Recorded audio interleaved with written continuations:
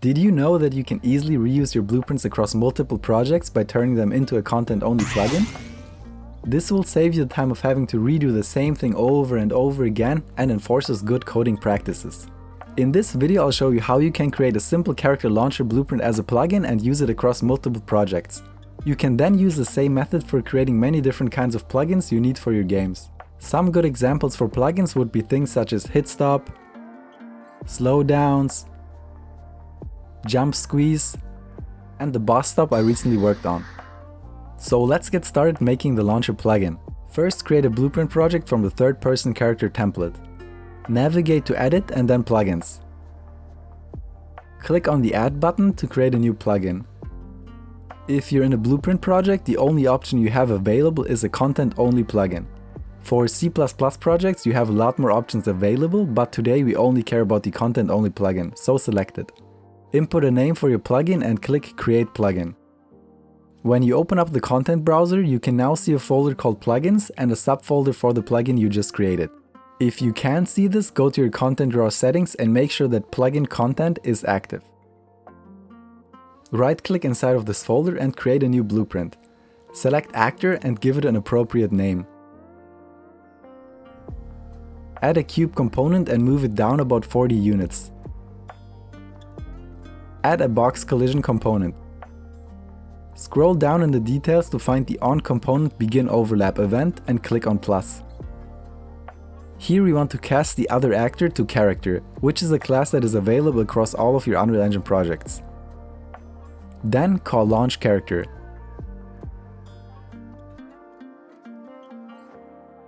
Add the vector up node and multiply it.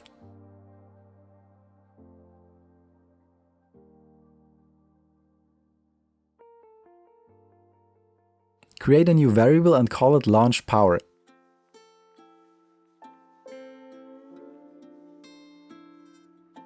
Set it to type float. Compile and set the default value to 1000. Click the eye icon to turn this into a public variable and make it instance editable. We can now plug this into our multiply node and connect it to launch velocity. Make sure that Z override is set to true on launch character to keep the launching consistent.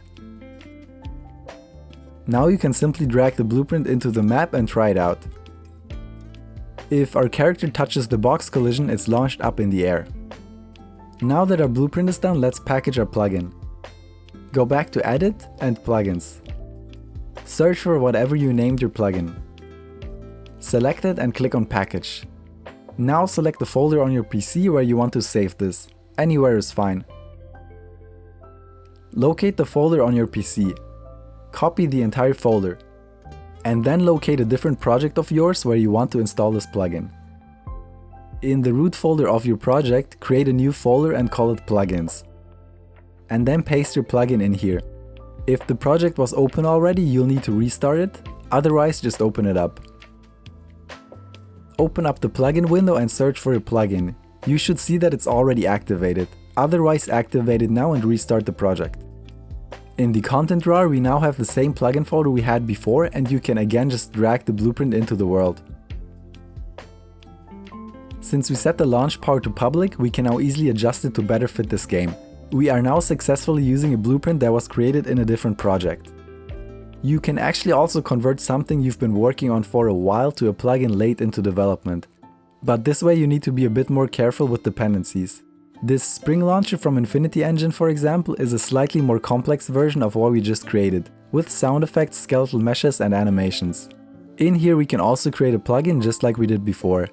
But the Spring has some bad project-related dependencies that make it hard to use as a plugin. I quickly updated it to use more generic casts and simplified it. The mesh, materials and particle effects also have more dependencies, but we can just move all of these into our plugin folder as well. But this can be quite hard depending on how complex your blueprints are, and you might be better off just making a plugin right away from the get-go. The particle effect, for example, had too many nested dependencies, so I just got rid of it. But I was then able to package the plugin and bring it over to another project. I found some more dependencies within the materials which I got rid of as well.